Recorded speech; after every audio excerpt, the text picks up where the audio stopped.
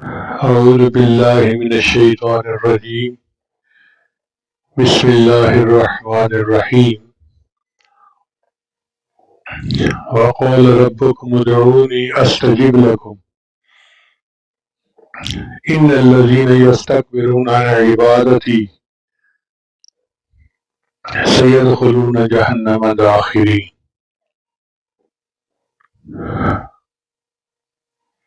سبحان ربك رب العزة عما يصفون وسلام على المرسلين والحمد لله رب العالمين اللهم صل على سيدنا محمد وعلى آل سیدنا محمد وبارک وسلم۔ ہماری زندگی میں حالات بدلتے بدلتے رہتے ہیں۔ اللہ تعالیٰ کا فرمان ہے وَتِلْكَ الْأَيَّامُ نُدَاوِلُهَا بَيْنَ النَّاسِ، اور ہم انسانوں کے اندر یہ دن بدلتے بدلتے رہتے ہیں۔ ایک بندہ آج صحت مند ہے، کل بیمار ہے، آج خوش ہے، کل غمزدہ ہے، آج کاروبار میں منافع ہے، کل نقصان ہے، آج میاں بیوی شیر و شکر ہیں، کل آپس میں ایک دوسرے کے ساتھ لڑائی جھگڑا۔ تو اس دنیا میں حالات بدلتے بدلتے رہتے ہیں۔ ایسے میں ہمیں شریعت تعلیم دیتی ہے دو باتوں کی۔ پہلی بات کہ جو معاملات ہوں ان کے اسباب اختیار کرو، مثلا بیمار ہیں، ڈاکٹر کے پاس جاؤ، دوائی لو، یہ سبب ہے۔ اگر کاروبار اچھا نہیں تو دکان پہ جاؤ، گاہکوں کے ساتھ اچھا سلوک کرو، یہ سبب ہے۔ اگر میاں میں جھگڑا ہے تو افہام و تفہیم سے کام لو، یہ سبب ہے۔ اور دوسری چیز جس کا شریعت حکم دیتی ہے وہ ہے کہ دعا کرو، اس لیے کہ اسباب برتن کے مانند ہے، ان میں اثرات ڈالنا یا نہ ڈالنا یہ اللہ کا اختیار ہے۔ جیسے ہمارے گھر میں گلاس ہوتا ہے، ہم چاہیں تو پانی ڈالیں، چاہیں تو دودھ ڈالیں اور چاہیں تو کچھ بھی نہ ڈالیں۔ اسی طرح اللہ تعالیٰ سبحان اللہ، عجیب شان ہے اللہ کی کہ ایک بندہ دودھ پیتا ہے جو انسان کو طاقت دیتا ہے، جو انسان کو قوت دیتا ہے، جو انسان کے لیے صحت کا باعث ہے، اور دودھ پینے سے موت ہو جاتی ہے۔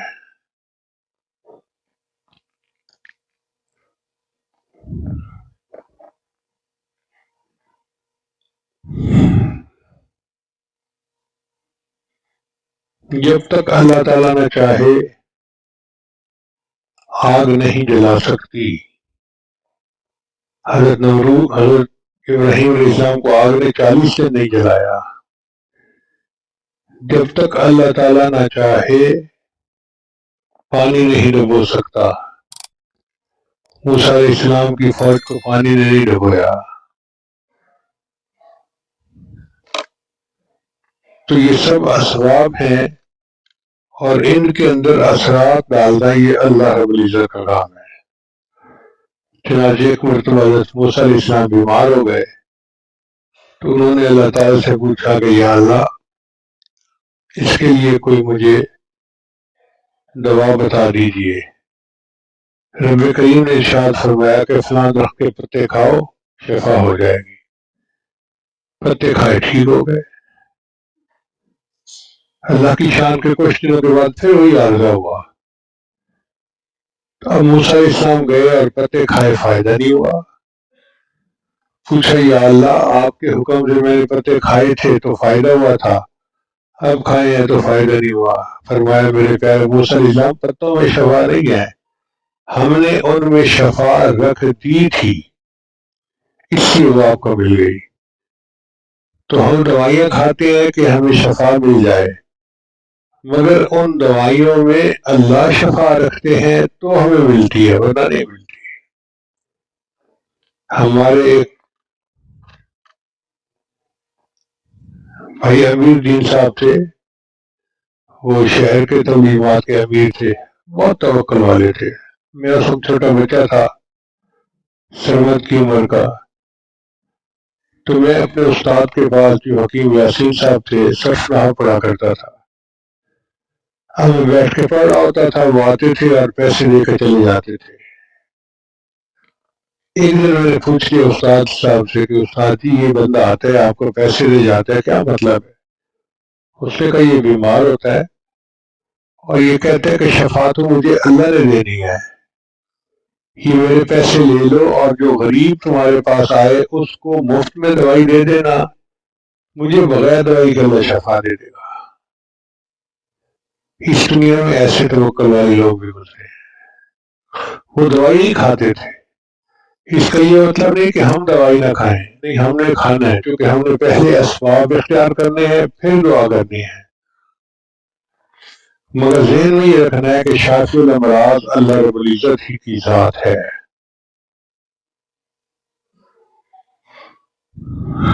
اللہ کی شان کے ہم بہت کوششیں کرتے ہیں۔ بعض لوگوں کو دیکھا دکان پہ صبح جا کے بیٹھ جاتے ہیں، شام تک بیٹھتے ہیں، چھٹی بھی نہیں کرتے۔ کئی تو ایسے ہوتے ہیں کہ کھانا بھی نہیں کھاتے، گھر آ کے واپس کھانا کھاتے ہیں، مگر منافع نہیں ہوتا۔ کیوں؟ وہ کوشش تو کر رہے ہیں مگر اللہ سے دعا نہیں مانگ رہے جس سے اس کے اندر منافع ڈالنا ہے۔ یہ گاہکوں کا دل کون متوجہ کرتا ہے؟ اللہ متوجہ کرتا ہے۔ ایک ماں کے دو بیٹے تھے،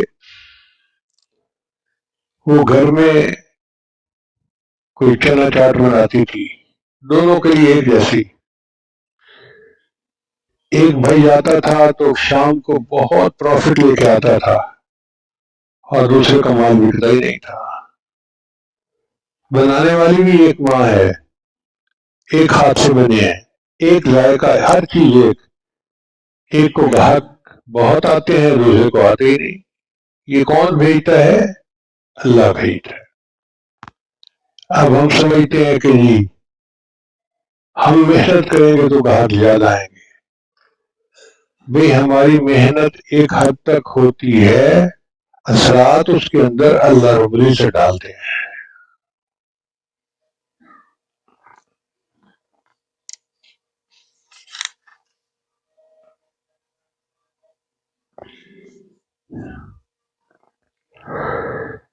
محمد بخش رحمۃ اللہ فرماتے ہیں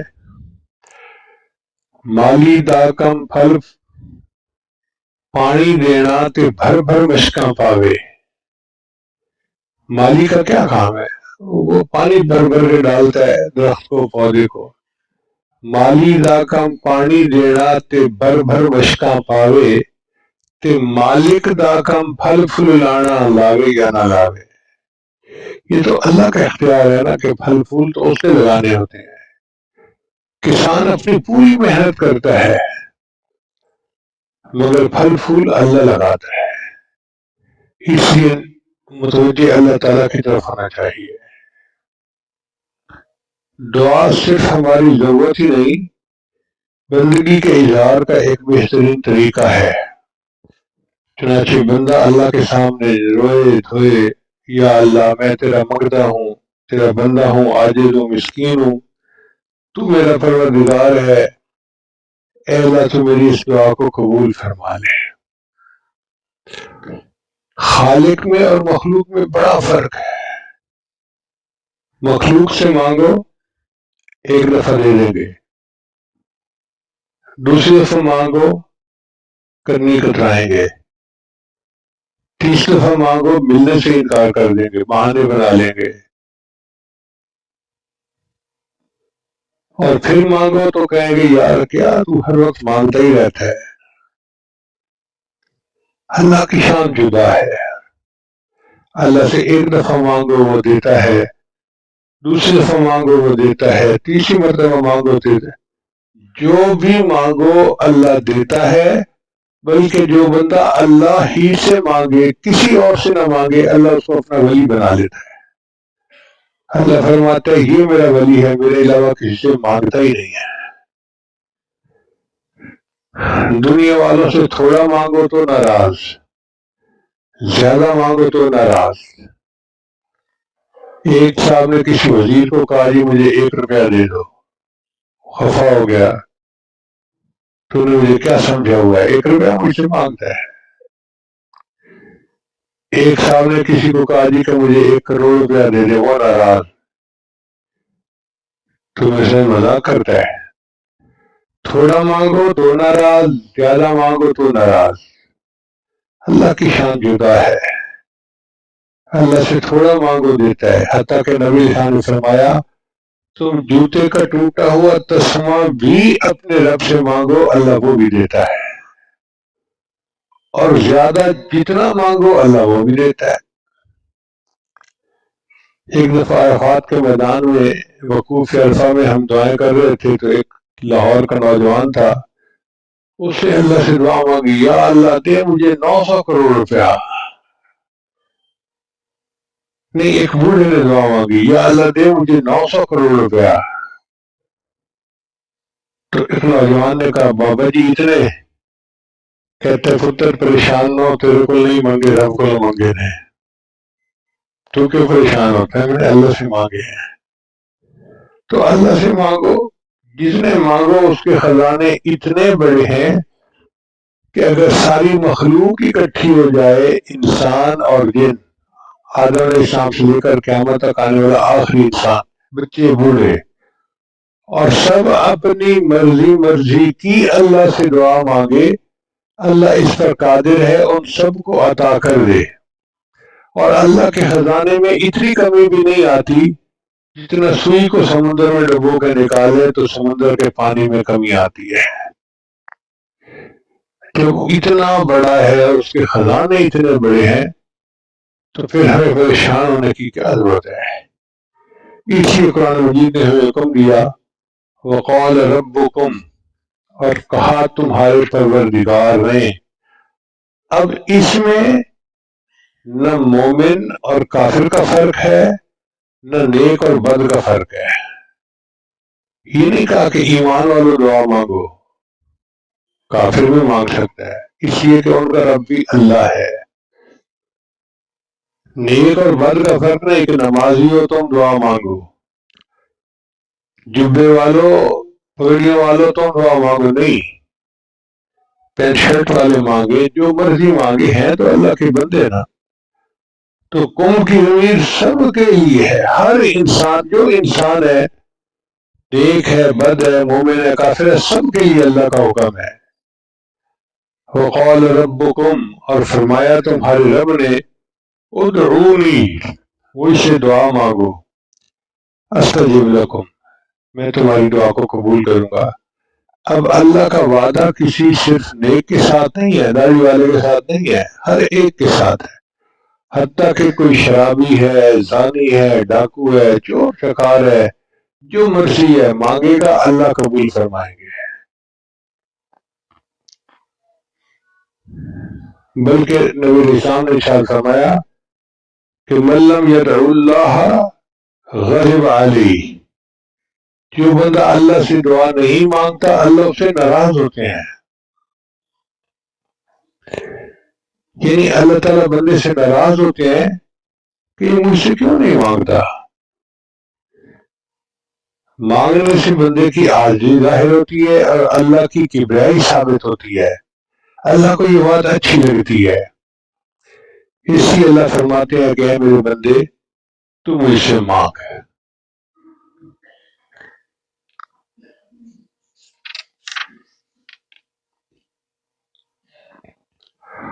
آپ غور کیجئے کہ آدم علیہ السلام نے اللہ کو پکارا، اللہ نے ان کو معاف فرما دیا، غفار و ستار فرما اللہ بن گئے۔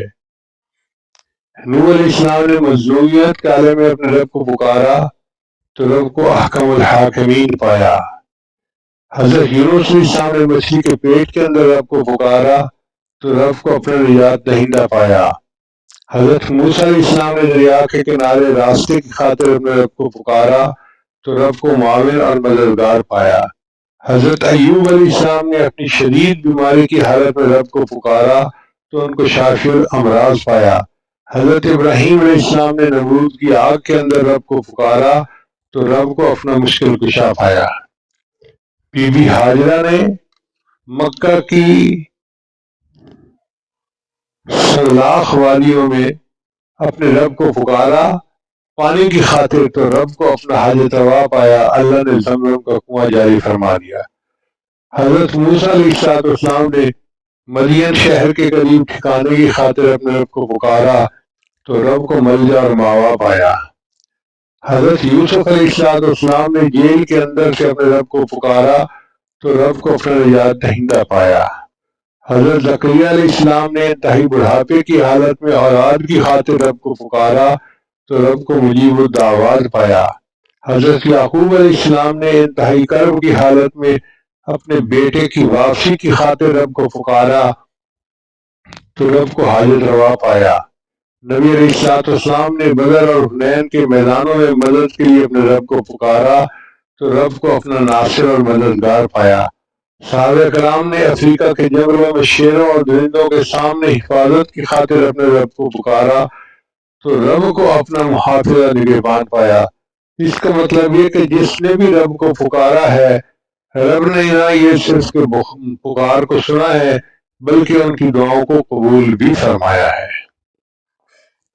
دعا ہماری ضرورت بھی ہے اور مستقل عبادت بھی ہے۔ باقی عبادتیں اگر انسان نیکی کی نیت سے آخرت کی نیت سے کرے تو عبادت ہے، اگر دنیا کی نیت سے کرے تو الٹا پکڑ ہے۔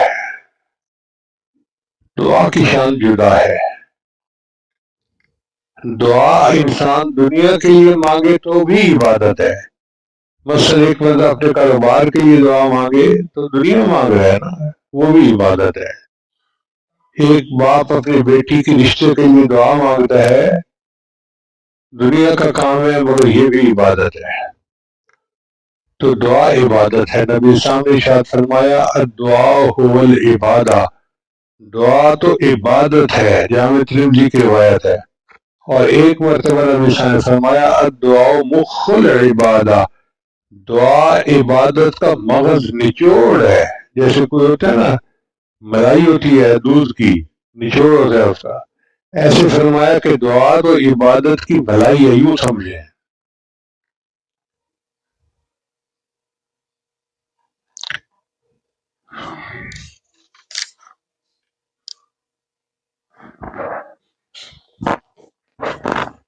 ایک بات اور سمجھیے دعا کی اہمیت کے لیے، قرآن مجید میں کئی ایسے مواقع ہیں کہ جہاں پہ صحابہ کرام نے سوال پوچھا تو اللہ نے نبی علیہ السلام کے واسطے سے ان کو جواب دلوایا۔ صحابہ کرام نے پوچھا اے اللہ کے رسول یہ چاند گھٹتا بڑھتا ہے اس میں کیا مسئلہ ہے؟ تو اللہ نے ایک ترتیب بنا دی۔ ترتیب سمجھے کیا؟ یسألونک عن الاہلہ، اے میرے محبوب یہ آپ سے چاند کے گھٹنے بڑھنے کے بارے میں سوال کرتے ہیں، قل ہی مواقیت للناس والحج، تو قل کے ذریعے سے اللہ نے محبوب علیہ السلام کی زبان سے جواب دلوا دیا۔ یسألونک عن الیتامی قل اصلاح لهم خیر، یسألونک عن المحیض قل هو اذى فاعتزلوا النساء فی المحیض۔ تو ایک ترتیب ہے سوال کی، یسألونک سے سوال اور پھر قل کے ذریعے سے جواب۔ یہی ترتیب پورے قرآن میں نظر آتی ہے سوائے ایک موقع کے۔ وہ موقع کیا تھا کہ صحابہ نے نبی علیہ السلام سے پوچھا کہ اللہ کتنا قریب ہے۔ اللہ فرماتے ہیں وَإِذَا سَأَلَكَ عِبَادِي عَنِّي، اور جب آپ سے میرے بندے میرے بارے میں پوچھے فَإِنِّي قریب، میں تو بالکل قریب ہوں۔ یہاں اللہ نے اپنے محبوب کو درمیان میں واسطہ نہیں بنایا، خود جواب دیا۔ اب بتائیے کہ وہ اللہ بندے سے کتنا قریب ہے جو خود جواب دے رہا ہے کہ میرے بندے میرے بارے میں پوچھتے ہیں میرے محبوب میں ان کے بہت قریب ہوں، میں تو ان کی شہرت سے بھی زیادہ ان کے قریب ہوں۔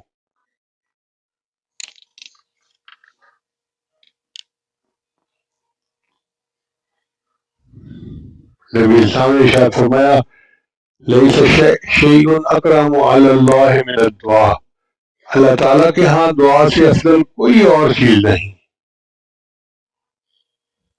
اور حقیقت یہ ہے کہ جس بندے کو دعا کی توفیق مل جاتی ہے اس پر گویا اللہ کی رحمت کا دروازہ کھل جاتا ہے۔ مگر ہم دیکھتے ہیں کہ دعا ہم مانگتے ہیں قبول نہیں ہوتی۔ یہ بڑی اہم بات ہے، اس کی 3 وجوہات ہیں۔ دعا قبول نہ ہونے کی 3 وجوہات ہیں۔ سب سے پہلی وجہ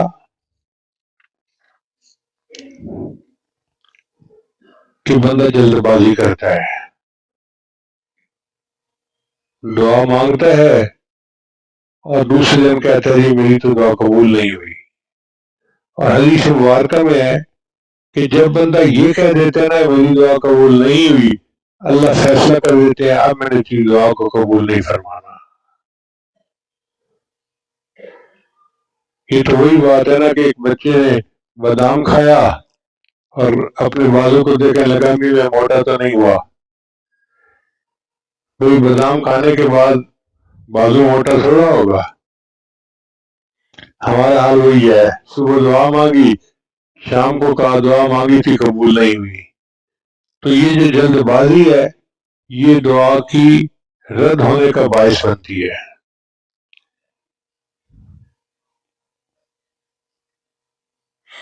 اللہ تعالیٰ کئی مرتبہ بندے کو دیکھتے ہیں کہ یہ میرا کچا بندہ ہے یہ پکا بندہ ہے۔ ہم بازار جاتے ہیں نا تو برتن خریدتے ہیں، ٹھوک کو جا کے دیکھتے ہیں کچا یہ پکا۔ اللہ بھی ایسے ہی اپنے بندے کو دیکھتا ہے کچا یہ پکا۔ تو ایک آدھ دفعہ دعا مانگتا ہے تو اللہ قبول نہیں کرتے، دیکھتے ہیں کہ اچھا پھر مانگتا ہے کہ نہیں مانگتا۔ اگر ایک آدھ دفعہ مانگ کے چھوڑ دے تو ٹھیک ہے، جاؤ بھی اپنے گھر چھٹی۔ اور جو لگا رہتا ہے مانگتا رہتا ہے تو پھر اللہ تعالیٰ مہربانی فرما دیتے ہیں۔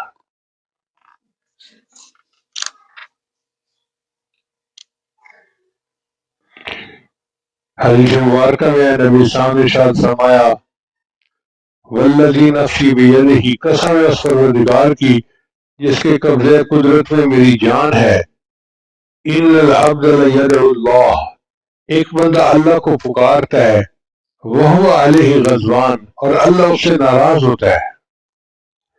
یعنی بندہ اللہ سے دعا کرتا ہے اور اللہ اس بندے سے خفا ہوتا ہے، ناراض ہوتا ہے۔ تو یہ رضوان ہو، اللہ اس کے اراض فرماتے ہیں،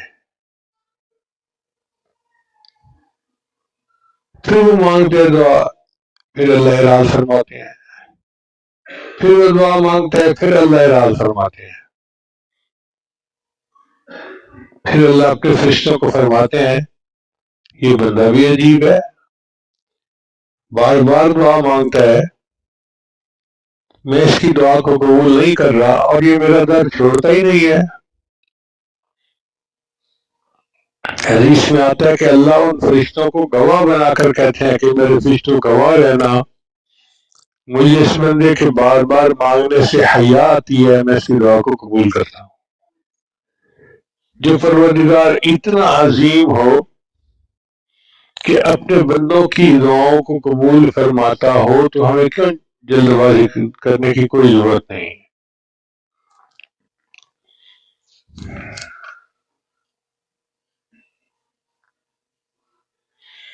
اور سچی بات تو یہ ہے کہ ہم اللہ کا در چھوڑ کے جائیں کہاں، ہمارے پاس تو کوئی اور در ہی نہیں۔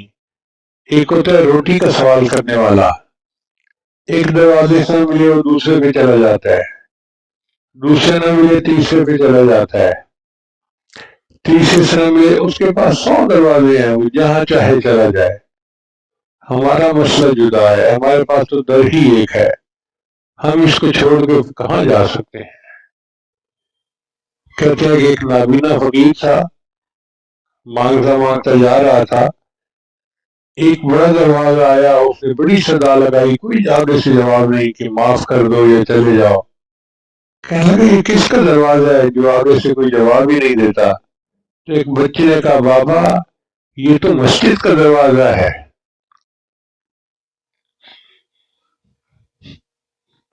تو جب اس نے کہا کہ بابا یہ تو مسجد کا دروازہ ہے، تو اس فقیر نے اپنا کشکول زمین پہ پھینک کے توڑ دیا کہ اگر میں اللہ کے دروازے پہ پہنچ گیا ہوں تو مجھے کسی اور دروازے پہ جانے کی کوئی ضرورت نہیں ہے.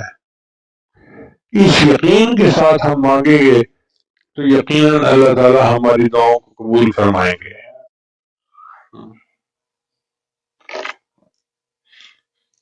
کتابوں میں ایک واقعہ لکھا ہے کہ ایک بزرگ تھے،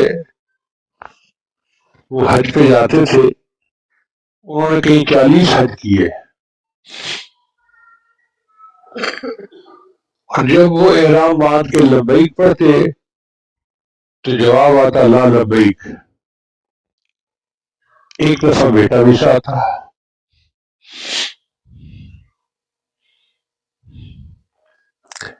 انہوں نے احرام باندھ کے لبیک اللہم لبیک، جواب آیا لا لبیک.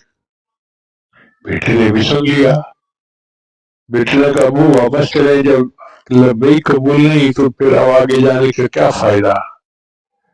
باپ نے کہا بیٹا تم نے تو بھی ایک دفعہ سنا ہے،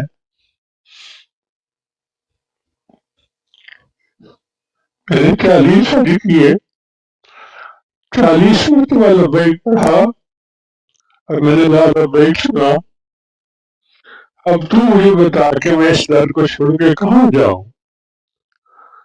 دوسرا در تو ہے ہی کوئی نہ. کچھ نہیں ہوتا، یہ سوار رہے ہیں.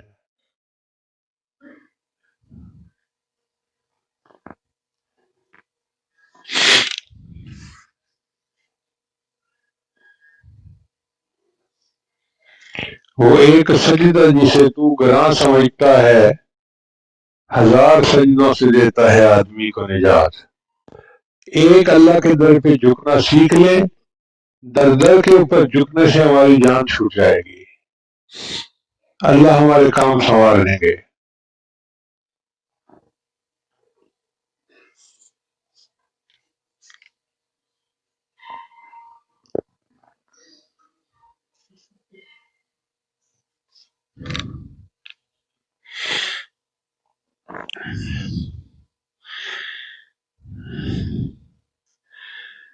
جب ہم نے لا الہ الا اللہ پڑھ لیا تو اپنے رب کے ساتھ ایک پکا تعلق جوڑ لیا. اب ہم بندے ہیں اور وہ ہمارا رب ہے، اس سے ہماری ضروریات کو پورا کرنا ہے. جیسے بچہ ہوتا ہے نا، ذرا کچھ ہوتا ہے تو اماں اماں پکارتا ہے، ماما ماما، اور ماں بھاگتی ہے، اس لیے کہ وہ سمجھتی ہے کہ یہ میرا بیٹا ہے اور اس کی ضرورت کو پورا کرنا میری ذمہ داری ہے. وہ یہ نہیں کہتی میں کھانا کھا رہی ہوں، میں سو رہی ہوں، میں آرام کر رہی ہوں، میں مصروف ہوں. سب کچھ چھوڑ چھاڑ کے وہ آ جاتی ہے. تو ماں تو مربیہ ہے چھوٹی، اصل رب تو اللہ ہے اور ہم بندے ہیں. جب ہم رب رب کہتے ہیں تو اللہ تعالیٰ کو کی رحمت جوش میں آ جاتی ہے کہ میرے بندے نے مجھے پکارا، اللہ تعالیٰ متوجہ ہو جاتے ہیں. ہمیں چاہیے کہ ہم اپنے دلوں کو پاک صاف کریں اور اللہ کو پکاریں، کیونکہ جب دل میں کسی غیر کی محبت ہوتی ہے پھر اللہ دعا قبول نہیں کرتے. حدیث مبارکہ میں آتا ہے حضرت موسیٰ علیہ السلام جا رہے تھے، انہوں نے ایک چرواہے کو دیکھا کہ وہ رو رو کے دعا کر رہا ہے. تو انہوں نے کہا یا اللہ تیرا بندہ اتنا رو رو کے تو اس سے دعا مانگ رہا ہے، آپ اس کی دعا کو قبول کر نہیں فرما لیتے. اللہ نے فرمایا رو رو کے مانگ تو رہا ہے مگر اس کے دل میں تو کوئی اور بیٹھا ہوا ہے، کس غیر کی محبت ہے. تو موسیٰ علیہ السلام نے آ کے اس کو بتایا کہ بھئی تیرا دل کسی غیر میں اٹکا ہوا ہے جب تک اس کو غیر کی محبت سے خالی نہیں کرے گا دعا قبول نہیں ہوگی۔ اس نے توبہ کی نیت کی، اللہ نے دعا کو قبول فرما لیا۔ تو ہم بھی اسی طرح اپنے دل کو ہر طرف سے خالی کر کے اللہ کے لیے متوجہ کر دیں۔ تنگ دستی کے جو عالم میں گھبراتا ہوں، پردے غیر پہ جاتے ہوئے شرماتا ہوں، ہاتھ پھیلانے میں محتاج کو غیرت کیسی، شرم آتی ہے کہ بندہ تیرا کہلاتا ہوں۔ اے اللہ میں بندہ آپ کا ہوں اور جاؤں کسی غیر کے در پہ، بس مجھے شرم آتی ہے، میں ایسا نہیں کر سکتا، بس تو ہی میرے اوپر احسان فرما اور میری دعاؤں کو قبول فرما۔ دعائیں قبول ہونے کی دوسری وجہ یہ ہوتی ہے کہ ہم دعا تو مانگتے ہیں، یقین نہیں ہوتا قبول ہوگی یا نہیں ہوگی، دل میں یقین ہوتے ہیں ہم۔ اور اللہ کے ہاں قانون یہ ہے کہ اللہ بندے کے گمان کے مطابق فیصلہ فرماتے ہیں۔ حدیث قدسی ہے، انا عند ظن عبدی بی، میں بندے کے ساتھ اس کے گمان کے مطابق معاملہ کرتا ہوں۔ تو جب ہمارا اپنا ہی گمان ہے کہ پتہ نہیں دعا قبول ہوتی ہے یا نہیں ہوتی، تو ہمیں چاہے تو ہماری دعا قبول کیا ہوگی؟ یہ ذہن میں نہ رکھیں جی کہ ہم نیک نہیں ہیں، ہم تو گناہ گار ہیں، ہماری دعا قبول نہیں ہوگی۔ اللہ نے تو شیطان کی دعا کو قبول کر لیا۔ قرآن مجید میں ہے کہ جب شیطان کو اللہ نے اپنے دربار سے رد فرمایا تو حکم ہوا فخرج منہا فإنک رجیم، تو میرے دربار سے نکل جا، تو مردود ہے۔ تو جب اللہ نے اس کو نکالا اپنے دربار سے، اس وقت اس نے دعا مانگی رب فانظرنی الی یوم یبعثون، اللہ مجھے قیامت تک کے لیے مہلت دے دیجیے۔ اللہ فرماتے ہیں انک من المنظرین، میں نے تجھے مہلت عطا فرما دی۔ تو جو پروردگار شیطان کی دعا کو قبول کر سکتا ہے، وہ ہماری دعا کو قبول کیوں نہیں کر سکتا؟ اللہ نے تو فرعون کی دعا کو قبول کر لیا۔ کتابوں میں لکھا ہے کہ ایک دفعہ مصر میں بارشیں بند ہو گئی، قحط سالی تھی، دریا نیل کا پانی بھی بند ہو گیا۔ تو کچھ لوگ مل کے آئے اور انہوں نے فرعون کو کہا کہ آپ تو خدائی کا دعویٰ کرتے ہیں، آپ بارش برسائیں تاکہ ہماری کھیتیاں ہو جائیں۔ تو فرعون نے وعدہ کر لیا کہ کل بارش ہو جائے گی۔ جب لوگ چلے گئے تو اس نے سوچا کہ بھائی بارش تو اللہ نے برسانی ہے، میں تو جھوٹا دعویٰ کر رہا ہوں۔ تو کتابوں میں لکھا ہے کہ رات کے اندھیرے میں وہ نکل گیا محل سے اور ویرانے میں ایک جگہ جا کے اس نے کہا کہ یا اللہ، اصل مالک خالق تو ہے، میں تو تیرا ایک بندہ ہوں، میں بارش نہیں برسا سکتا، تو برسا دے تاکہ قحط ختم ہو جائے۔ کتابوں میں لکھا ہے اللہ نے اس کی دعا کو قبول کر کے بارش برسا دی اور اس کا وعدہ پورا ہو گیا۔ تو جو پروردگار شیطان کی دعا کو قبول کرتا ہے، فرعون کی دعا کو قبول کرتا ہے، تو ہماری دعا کیوں نہیں قبول کرے گا؟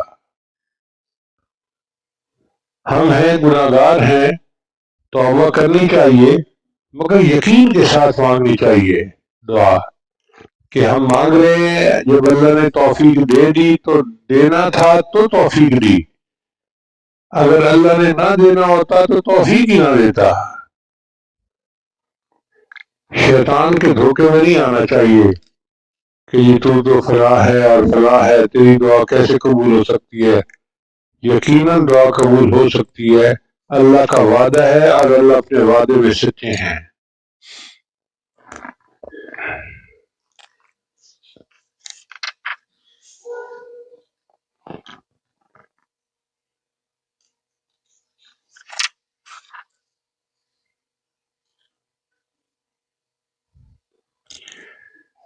اس لیے قرآن مجید میں انبیاء کرام کی جتنی دعائیں منقول ہیں بہت یقین بھری دعائیں ہیں۔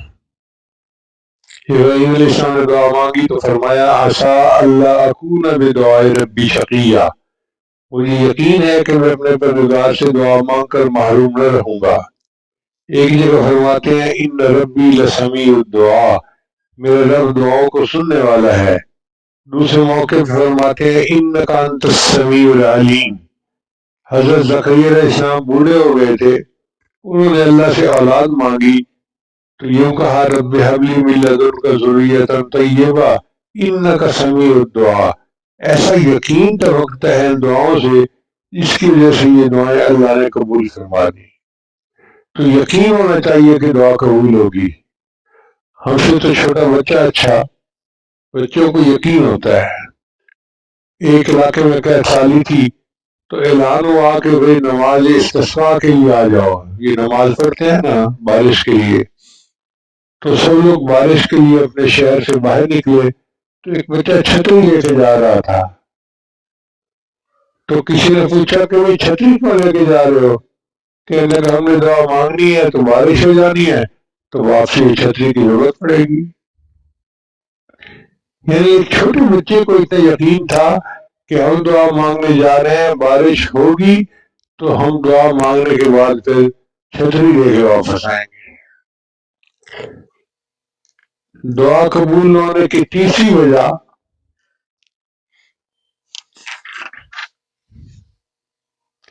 کہ ہم اللہ کے سامنے آہوزاری نہیں کرتے۔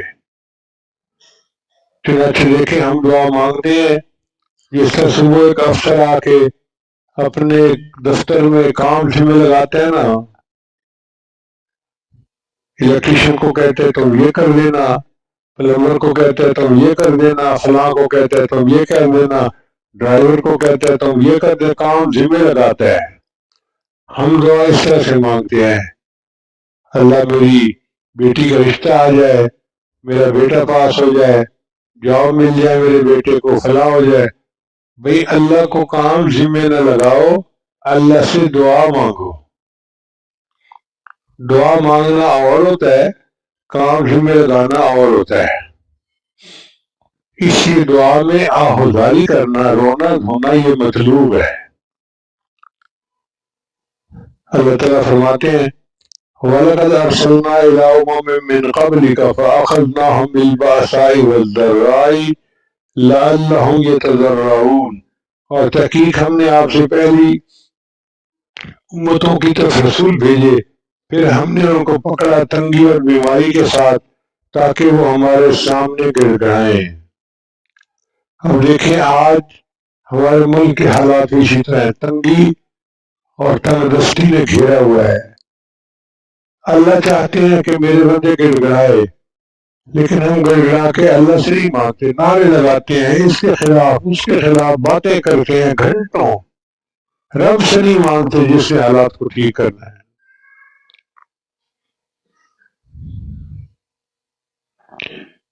اللہ تعالیٰ ارشاد فرماتے ہیں وَلَقَدْ أَخَذْنَاهُم بِالْعَذَابِ فَمَا اسْتَكَانُوا لِرَبِّهِمْ وَمَا يَتَضَرَّعُونَ۔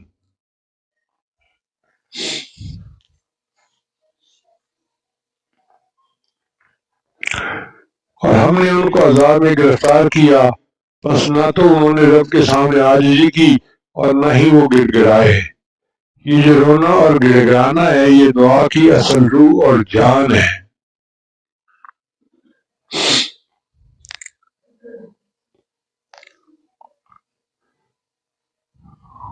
ایک بچہ بھی یہ بات سمجھتا ہے۔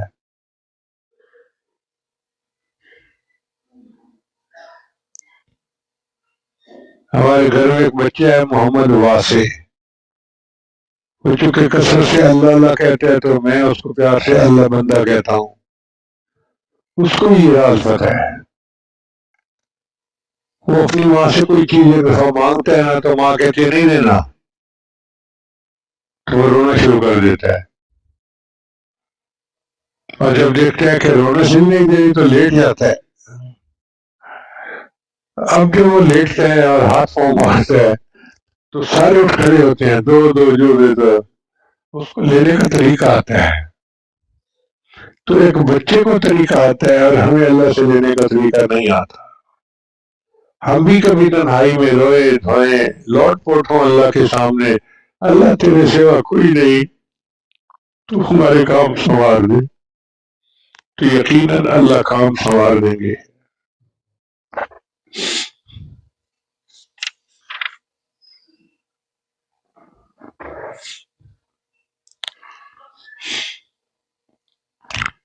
مانگنے کا طریقہ بھکاری سے سیکھیں. 1 روپیہ مانگنا ہوتا ہے.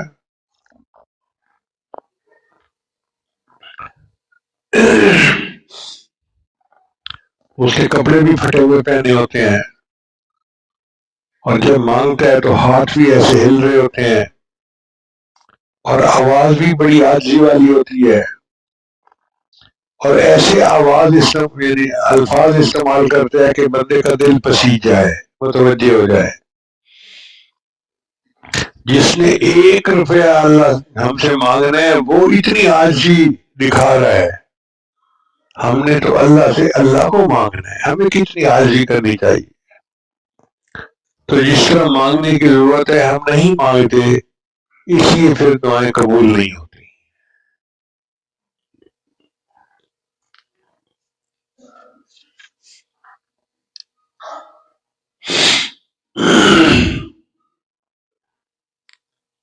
اللہ تعالیٰ نے ان آنسوؤں میں بڑی طاقت رکھی ہے.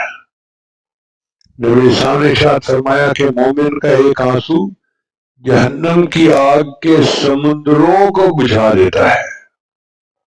ایک آنسو جہنم کی آگ کے سمندر کو بجھا دیتا ہے. اتنی طاقت ہے آنسو میں. اور فرشتے اس پہ حیران ہوتے ہیں کہ یہ مومن کے آنسو اللہ کے ہاں کتنے مقبول ہیں. علامہ اقبال نے لکھا، موتی سمجھ کے شان کریمی نے چن لیے، قطرے جو تھے میرے عرق انفعال کے. یعنی میرے جو ندامت کے آنسو تھے ان کو اللہ نے موتی سمجھ کے چن لیا. اس کی وجہ سمجھیں کیا ہے؟ وجہ یہ ہے کہ فرشتے عبادت گزار ہیں، نیک ہیں، اللہ کی نافرمانی بالکل نہیں کر سکتے، مگر ان کے پاس ندامت نہیں ہے. اور بندے کے پاس ندامت ہے.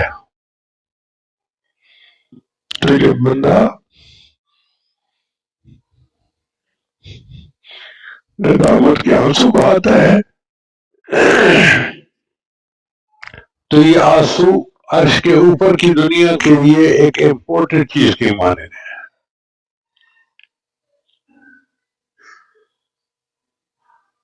وہ اس کو لے کے جاتے ہیں اللہ کے حضور پیش کرنے کے لیے کہ یہ ایک نایاب چیز ہے، ہم اللہ کے حضور پیش کریں، اور اللہ اس بندے سے خوش ہوتے ہیں کہ میرے بندے نے آنسو بہائے، میں اس بندے کی مراد کو پورا کر دیتا ہوں.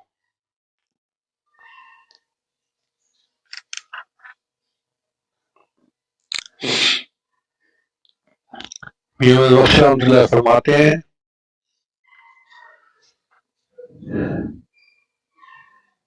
جیڑا لطف ہے رومن اندر وچ بیان نہ آوے،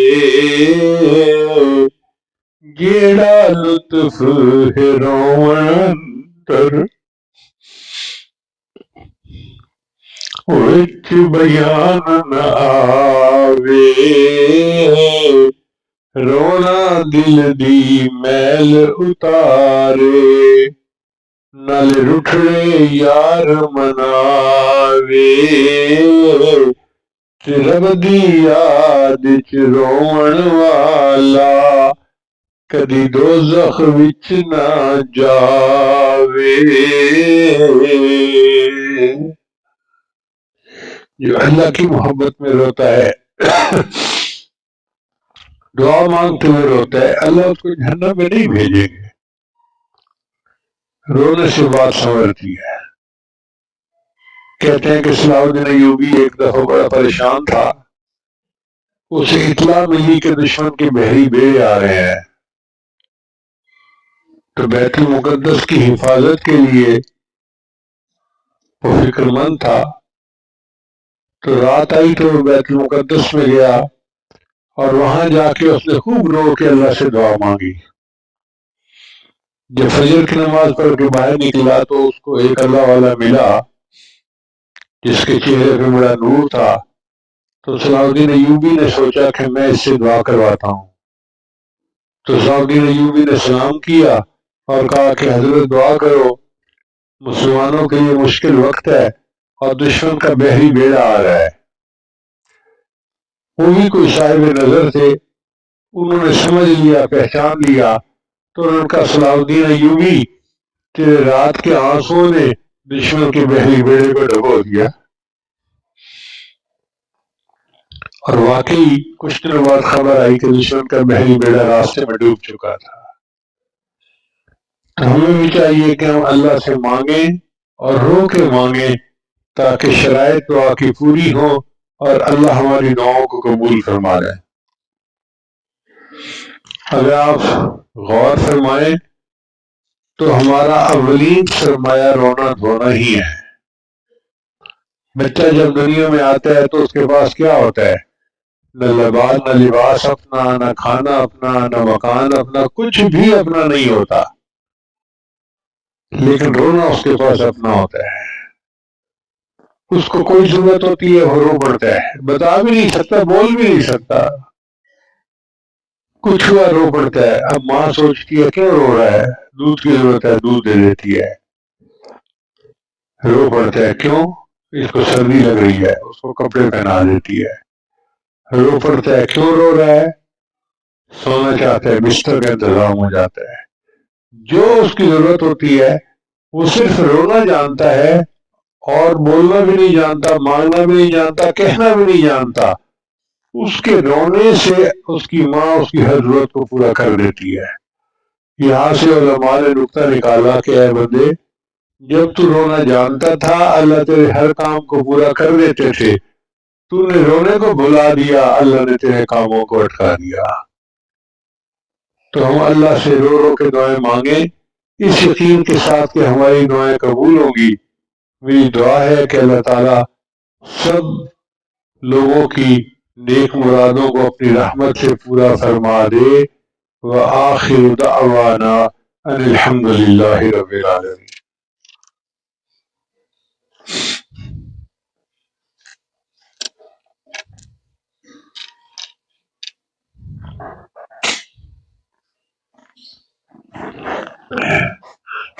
بہت سارے احباب دور قریب سے بیعت کی نیت سے آتے ہیں تو توبہ کے کلمات پڑھ لیجئے۔ الحمدللہ وکفا وسلام علی عبادہ الذین اصطفیٰ، اما بعد۔ جو کلمات اب میں پڑھوں پیچھے پیچھے پڑھتے جائیے۔ بسم اللہ الرحمن الرحیم، لا الہ الا اللہ محمد الرسول اللہ، آمنت باللہ وملائکتہ وکتبہ ورسلہ والیوم الآخر والقدر خیرہ وشرہ من اللہ تعالی والبعث بعد الموت، آمنت باللہ کما ہوا باسمائہ وصفاتہ وقبلت جمیع احکامہ اقرارا باللسان